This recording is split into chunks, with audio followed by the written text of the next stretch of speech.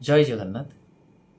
मु जड़े भोटर कहूँ से भोटर मान भितर जड़े जे दीर्घ दिन कांग्रेस शासन दुर्नीति को देखि नूतन एक दल विजु जनता दल सृष्टि रे निजर सहयोग रखी मुझे भोटर कहूँ जी दीर्घ दिन शासन व्यवस्था भितर विजु जनता दल जो भली भाव दुर्नीतिग्रस्त है से दुर्नीतिर शिकार हुई प्रशासनिक सेवा चाकरी वंचित होता भोटर टीए मु कहूँ आ मुझे भोटर जी निर्भय विजु जनता दल क्षमतार थिला बेले व्यवस्थार परिवर्तन पाई नारा देइथिला मुझे भोटर कहूँ आ मुझे भोटर जेतेबेले गोटे दल उपर भरोसा तुटीगला तापरे वर्तमान क्षमतार थिबा दल को विजयी करिबारे छोटिया भूमिका टीए नेइथिली आउ से भूमिका कौनसी राजनीतिक नाराबाजी करी नहीं दुर्नीति विरुद्ध स्वर उठेबा ता द्वारा जो जनमत सृष्टि होगा ता सहित निजे भारतीय जनता पार्टी को भोट देइथिबा भोटर टीए मु कहूँ सबु बेले आम भोटर भाई भौणी माननकु गोटे दल हिसाब रे बांटी दिया जाए तथापि मु कहबी मो न्यूट्राल भोटर टीए होई कहूँ भोट देबा मोर अधिकार मु कौनसी दल को भोट दे पारे किंतु समस्यार समाधान पाई विधि व्यवस्था भितर थिबा समस्त नेता बा जनप्रतिनिधि से जो कौन दल हूँ ना कहीं समस्त ऊपर भरोसा रखी समस्त भल कार्य को प्रशंसा करी दल बा वर्तमान सरकार रे थिबा दल को न देखी सत्साहसर सहित सकारात्मक समालोचना करुवा भोटर टीए मु कहूँ आज मु एक कथा कहवा बाध्य होउची एथिपाई जे आज जदि मु न कहिबी ताले हुए तो मो भोट टी बेकार होई जिवो बा वर्तमान सरकार जो दल वर्तमान क्षमतार अछंती तांको सुजोग न दे जदि मु निंदा करे ताले हुए तो मु मो निजको क्षमा करि परिबि नाही।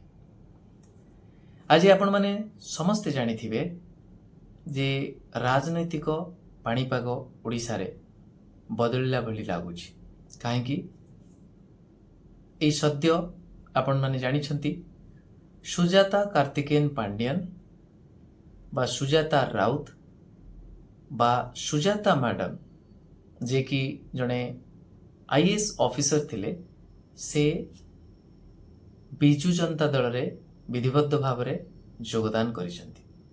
मु केवल एतिकी कहबाकू चाहे जे ये जो ऑफिसर कथा मु कहली तांकर ना को लेकिन राजनीति होची सेटा बहुत दुर्भाग्यजनक कहीं मैं कथा कहूँ क्षमतारे थिबा व्यक्ति तांको सहित लड़िबा कष्टकर होई पड़े सेथिपाई अनेक समय रे ए ओडिया अस्मिता कथा कहा जाउथला कहीं ना वीके पांड्यान को ना को लेकिन आमे राजनीति करने को बाध्य होते कहीं ना से क्षमतार थिले क्षमतार दुरुपयोग मध्य करुथिले आ स्वर को दाबी देउथिले अनेक न्यूज चैनल उपरे मध्य तांकर अंकुश रहितला किंतु वर्तमान सरकार अच्छी बीजेपी हाथ में जदि सी स्वच्छ ताल निश्चिंत भाव में सेते बेलर सरकार रो मुख्य थिबा बा जी गोटी चालना करुथिले तांको उपरे कार्यानुष्ठान नेबार समस्त क्षमता ए डबल इंजिन सरकार पाखरे रही डबल क्षमता रही किंतु आपण समस्ते जानिछंती वर्तमान सुधा तांको उपरे जिते जहा आरोप लग जाउथिला वर्तमान कौनसी आरोप प्रमाणित हवा दूर कथा से भली से आरोप रो इन्वेस्टिगेशन होई नाही बा कौनसी अभियोग पत्र टी दाखल मध्य होई नाही। एथुरु जणा पडुची जे सेते बेले केवल नुहे जे बीजेडी बीजेपी सहित सामिल थिला वर्तमान मध्य मु कहबी भोटर टी हिसाब रे एबे मध्य सेमती पाणीपाग देखा जाउची। कांग्रेस कथा न कहिले भल कहीं ना परिस्थिति देखिकी से माने मध्य निजर स्वार्थ को साधन करिया पई दल पाखरे आत्मसमर्पण करिसंती।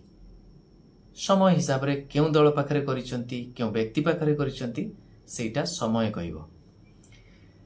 ମୁଁ କେବଳ ଏତିକି କହିବାକୁ ଚାହେଁ, ବର୍ତ୍ତମାନ କ୍ଷମତାରେ ଥିବା ବିଜେପି ସରକାର ଆଉ ସେଇ ସରକାରକୁ ପରୋକ୍ଷରେ ବା ପ୍ରତ୍ୟକ୍ଷରେ ସମର୍ଥନ କରୁଥିବା ଯେଉଁ ଗଣମାଧ୍ୟମ, ଯେତେବେଳେ ସୁଜାତା କାର୍ତ୍ତିକେୟନ ପାଣ୍ଡିଆନ କାହିଁକି ନୁହନ୍ତି, ସୁଜାତା ରାଉତ କାହିଁକି କୁହାଯାଉଛି ବୋଲି ପ୍ରଶ୍ନ କରୁଛନ୍ତି, ସେତେବେଳେ ଦୁଃଖ ଲାଗେ।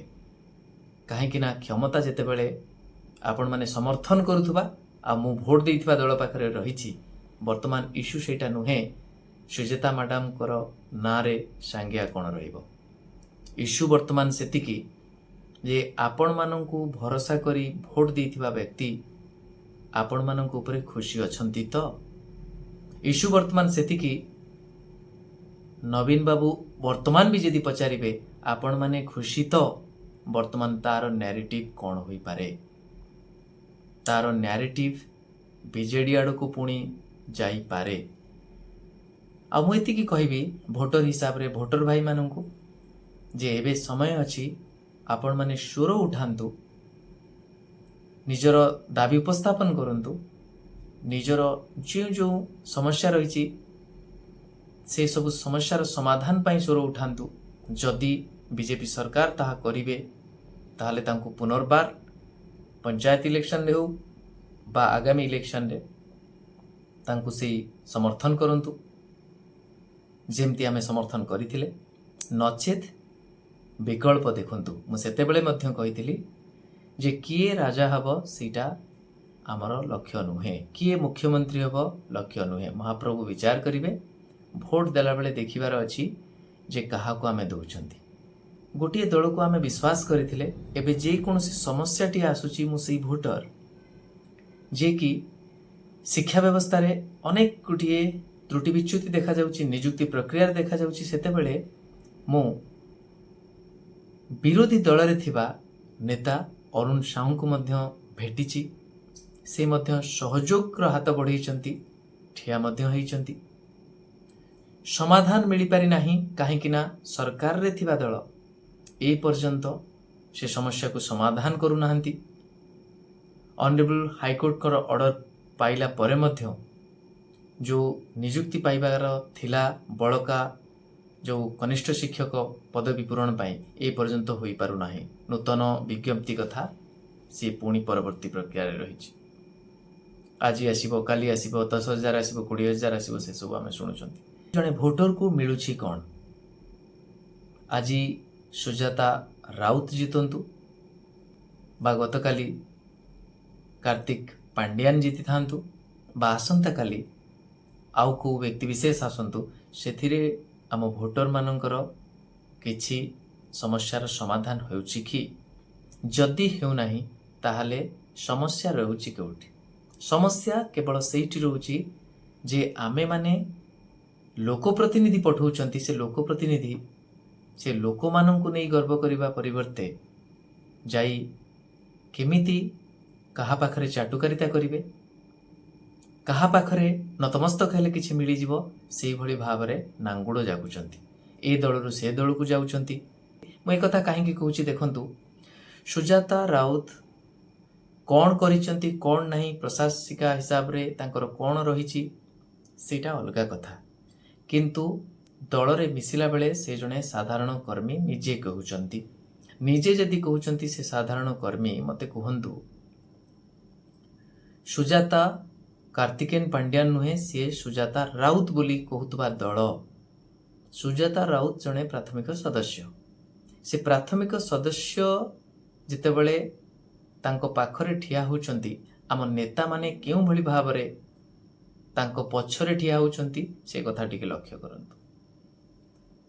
ମୁଖ୍ୟମନ୍ତ୍ରୀଙ୍କ ସହିତ ଚାଲି ଚାଲି ଗଲାବେଳେ ଅନ୍ୟ ସମସ୍ତେ କିଭଳି ଭାବରେ ଦୂରେଇ ରହୁଛନ୍ତି, ସେ ବ୍ୟକ୍ତିଙ୍କର ଏତେ କ୍ଷମତା କାହିଁକି ପଳେଇ ଆସୁଛି ଆଉ ଅନ୍ୟମାନେ ଏତେ ଆନୁଗତ୍ୟ କାହିଁକି ଦେଖାଉଛନ୍ତି, ସିଏ ବର୍ତ୍ତମାନ ପୁଣି ମନେ ପକାଇ ଦେଉଛି ସେ ପୁରୁଣା ସରକାର କଥା, ଯେତେବେଳେ ଆମେ ପଠେଇଥିବା ନେତାମାନେ କ୍ରୀତଦାସ ଭଳି ନିଜକୁ ଭାବୁଥିଲେ ଆଉ ନିଜକୁ ସରେଣ୍ଡର କରିଦେଉଥିଲେ। ଆଉ ସେଇଟାକୁ ଦେଖିକି ନେରେଟିଭ ତିଆରି ହୋଇଥିଲା ଯେ ଓଡ଼ିଆ ଅସ୍ମିତା। ଏତେ ମାତ୍ରାରେ ଓଡ଼ିଆ ଅସ୍ମିତା ବଢ଼ିଗଲା ଯେ ଓଡ଼ିଶାର ଜଣେ ଯୁବ ନେତାଙ୍କୁ ତିନି ଚାରିଟି ବିଭାଗ ଦେଇଦେଲା ପରେ ମଧ୍ୟ ତାଙ୍କୁ କ୍ୟାବିନେଟ୍ ମନ୍ତ୍ରୀ କୁହାଯାଉ ନାହିଁ, କାହିଁକି ନା ସେ ସେତେ ଅଭିଜ୍ଞ ନୁହନ୍ତି।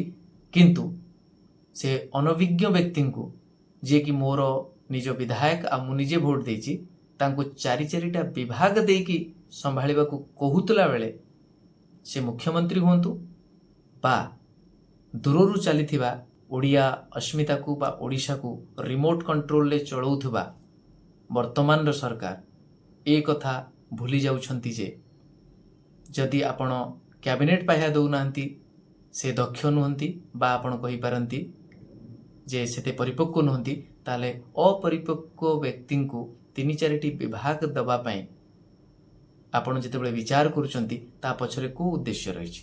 ତା ପଛରେ ଏଇ ଉଦ୍ଦେଶ୍ୟ ନାହିଁ ତ ଯେ ଆମେ ଚଲେଇବୁ, ଆପଣ ଖାଲି ଆଗରେ ରୁହନ୍ତୁ। ତେଣୁ ମୁଁ ମୋର ବିଧାୟକକୁ ବା ବର୍ତ୍ତମାନ ଥିବା ମନ୍ତ୍ରୀଙ୍କୁ ଯେତେବେଳେ କେଉଁଠି ନା କେଉଁଠି ନାରାଜ ହେଉଛି ବା ତାଙ୍କର ପ୍ରଦର୍ଶନ ଉପରେ ଯେତେବେଳେ ସ୍ୱର ଉଠାଉଛି ବା କେଉଁଠି ନା କେଉଁଠି ମୋତେ ଖରାପ ଲାଗୁଛି, ମୁଁ ତାଙ୍କୁ ଖରାପ ଭାବୁଛି, ତାହେଲେ ଏଇଟା ତାଙ୍କ ପ୍ରତି ଅନ୍ୟାୟ ହେଉନି ତ? କାହିଁକିନା ହୁଏତ ତାଙ୍କ କର୍ତ୍ତୃତ୍ୱ ଭିତରେ ଏଇଟା ନାହିଁ, ତାଙ୍କୁ ସେଭଳି ଭାବରେ କ୍ଷମତା ଦିଆଯାଉ ନାହିଁ, କିନ୍ତୁ ମୁଁ ତାଙ୍କୁ ଦୋଷୀ ବୋଲି ଭାବୁଛି। କିନ୍ତୁ ଦୋଷୀ ତ କିଏ ଆଉ ଜଣେ, ହୁଏତ ସେ ପିକେ ମିଶ୍ର ହୋଇପାରନ୍ତି, ହୁଏତ ସେ ଆଉ ଜଣେ ପାଣ୍ଡିଆନ ବା ଆମେ କହିପାରିବା ଅଶ୍ୱିନୀ ବୈଷ୍ଣବ ହେଇପାରନ୍ତି, ବା ସିଏ ଅନ୍ୟ କୌଣସି ଓଡ଼ିଆ ଯିଏ ବଡ଼ ବଡ଼ ପଦବୀରେ ବସନ୍ତି କିନ୍ତୁ ନିଜ ମୁଣ୍ଡ ବିକି ଦିଅନ୍ତି କିଛି ଅଣ ଓଡ଼ିଆଙ୍କ ପାଖରେ। କ'ଣ ନା ଆମକୁ କିଛି ଗଭର୍ଣ୍ଣର ପଦ ମିଳିଯିବ, ଆମକୁ କିଛି ପଦପଦବୀ ମିଳିଯିବ, ଯାହାଫଳରେ ଆମେ ଆଉ କିଛି ଦିନ ଆରାମରେ କ୍ଷମତାରେ ବହୁତ କିଛି ସରକାରୀ ଅର୍ଥ ବ୍ୟୟ କରି ଟିକେ କମ୍ଫର୍ଟେବଲ୍ ଜୀବନ ବଞ୍ଚିଯିବା, ଆମକୁ ଅନେକ ଗୁଡ଼ିଏ ସମ୍ମାନ ମିଳିଯିବ, ପୁରସ୍କାର ମିଳିଯିବ। ଦୁଃଖ ଲାଗେ ଆଜି ଆପଣମାନଙ୍କୁ ମନ ଖୋଲି ଏକଥା କହିବା ପଛରେ ଏତିକି ମାତ୍ର ଉଦ୍ଦେଶ୍ୟ ଯେ ଯଦି ଏ ସକାରାତ୍ମକ ସମାଲୋଚନାକୁ ସଠିକ୍ ଭାବରେ ନେବେ, କେବଳ ରାଜନୈତିକ ଭବିଷ୍ୟତ ଆପଣମାନଙ୍କର ଭଲ ହେବ ସେଇଟା ନୁହେଁ, ମହାପ୍ରଭୁ ଆପଣଙ୍କୁ କ୍ଷମା କରିଦେବେ, କୃପା କରିବେ ଜନସେବା କରିବା ପାଇଁ। ଇଏ ମୋର ଅନ୍ତରରୁ ଚେତାବନୀ ଜଣେ ଭୋଟର ହିସାବରେ ବିଜେପିର ନେତାମାନଙ୍କୁ, ତା ସହିତ ବିଜେଡ଼ିର ନେତାମାନଙ୍କୁ କହିବାକୁ ଚାହେଁ ଯେ ଆପଣମାନେ ସମସ୍ତେ ଜନପ୍ରତିନିଧି, ଯେଉଁ ଦଳରୁ ହୁଅନ୍ତୁ ନା କାହିଁକି, ଆଜି ଆପଣ ବିରୋଧୀରେ ଅଛନ୍ତି, କାଲି ପୁଣି ସତ୍ତାକୁ ଆସିପାରିବେ। କିନ୍ତୁ ଯଦି ପୁଣି ସେ ଗୋଡ଼ାଣିଆ ଗୁଣ ରଖିବେ, ଯେମିତି ପାଣ୍ଡିଆନଙ୍କ ପାଖରେ ଆପଣମାନେ ବିକ୍ରି ହୋଇଯାଉଥିଲେ, ଠିକ୍ ସେଇଭଳି ଜଣେ ସାଧାରଣ କର୍ମୀ ହିସାବରେ ଜଏନ୍ କରିଥିବା, ବର୍ତ୍ତମାନ କୌଣସି ପଦପଦବୀ ମିଳିନାହିଁ, ତଥାପି ଆପଣମାନେ ଯେଉଁଭଳି ଭାବରେ ଆନୁଗତ୍ୟ ଦେଖାଉଛନ୍ତି, ଯେଉଁଭଳି ଭାବରେ ଦୂରେଇକି ଠିଆ ହେଉଛନ୍ତି, ଯେଉଁଭଳି ଭାବରେ କୃତକୃତ୍ୟ ହୋଇଯାଉଛନ୍ତି, ସେଇଟା ଜଣେଇ ଦେଉଛି ସେ ଗୋଡ଼ାଣିଆ ଗୁଣ ଆପଣମାନଙ୍କର ଯାଇନାହିଁ, ଯେଉଁଥିପାଇଁ ଆପଣଙ୍କୁ ହାରିବାକୁ ପଡ଼ିଥିଲା। ଏବେ ମଧ୍ୟ କହିବି, ନିଶ୍ଚିନ୍ତ ଭାବରେ ମ୍ୟାଡ଼ାମଙ୍କ ପାଖରେ ଯଦି ଦକ୍ଷତା ଅଛି, ସେ ଯଦି ପାର୍ଟି ଭାଇସ୍ ପ୍ରେସିଡେଣ୍ଟ ହେଉଛନ୍ତି, ଆପଣ ତାଙ୍କ ପଦବୀ ମର୍ଯ୍ୟାଦାକୁ ସମ୍ମାନ ଦେବେ। କିନ୍ତୁ ଯେ ପର୍ଯ୍ୟନ୍ତ ସେ ଜଣେ ସାଧାରଣ କର୍ମୀ, ଆପଣ ଜଣେ ଜଣେ କିଏ MLA, କିଏ MP, କିଏ ଆହୁରି ଅନେକ ପଦବୀରେ ରହିଛନ୍ତି, ଆପଣ କାହିଁକି ଏତେ ଗୋଡ଼ାଣିଆ ହେଉଛନ୍ତି? ତେଣୁ ନିଜକୁ ଚିହ୍ନନ୍ତୁ। ଯଦି କେବେ ନଇଁବାର ଇଚ୍ଛା ଅଛି, ତାହେଲେ ଯାହାର ଭୋଟରେ ଆପଣ ବଳବାନ ହୋଇଛନ୍ତି ତାଙ୍କ ପାଖରେ ନତମସ୍ତକ ହୁଅନ୍ତୁ। କେବଳ ଭୋଟ ପୂର୍ବ ଦିନ ନୁହେଁ ବା ଇଲେକ୍ସନ୍ ପ୍ରଚାର ସମୟରେ ନୁହେଁ, ସବୁବେଳେ। ନଚେତ୍ ମହାପ୍ରଭୁ ଶ୍ରୀ ଜଗନ୍ନାଥଙ୍କ ପାଖରେ ଶରଣାପନ୍ନ ହୁଅନ୍ତୁ, ତାହେଲେ ଶୋଭା ପାଇବ, ଲୋକମାନଙ୍କର ଆଶା ଓ ବିଶ୍ୱାସ ଜିତିପାରିବେ। ନଚେତ୍ ମୁଁ ଏବେ ମଧ୍ୟ କହିବି ଯେ ଉତ୍କଳେ ନେତାର ନାହିଁ ପ୍ରୟୋଜନ, ଉତ୍କଳର ନେତା ବା ମୁଖ୍ୟମନ୍ତ୍ରୀ ସ୍ୱୟଂ ନାରାୟଣ ବା ଜଗନ୍ନାଥ। ଏତିକି ମୋର ଅନୁରୋଧ ଯେ ଆପଣମାନେ ରାଜନୀତିକୁ ଆଉ କଳୁଷିତ କରନ୍ତୁ ନାହିଁ, ନିଜକୁ ଚିହ୍ନନ୍ତୁ, ନିଜର ମର୍ଯ୍ୟାଦା ରଖିବା ସହିତ ଓଡ଼ିଆ ଜାତିର, ଏ ଓଡ଼ିଶାର ମର୍ଯ୍ୟାଦା ରଖନ୍ତୁ।